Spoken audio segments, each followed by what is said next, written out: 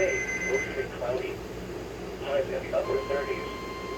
East winds 5 to 10 miles an hour. KXI46, as I said, they're going. Near steady temperature in the lower 30s. Southeast winds 5 to 10 miles an hour. Thursday, rain is well likely in the morning. Then snow and rain in the afternoon. Areas of cold snow in the afternoon. And signals to alert you times in the afternoon. Avoid sun. Normally conducted weekly around 11 a.m. If hazardous weather is imminent or occurring, the test may be canceled.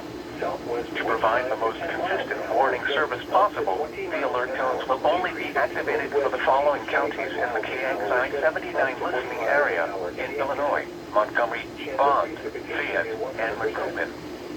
If your receiver was tone activated, the alert function will automatically reset after the test. This concludes our test for this week, and we will now resume normal programming. Thank you. With lows around 6 below. Northwest winds 25 to 30 miles.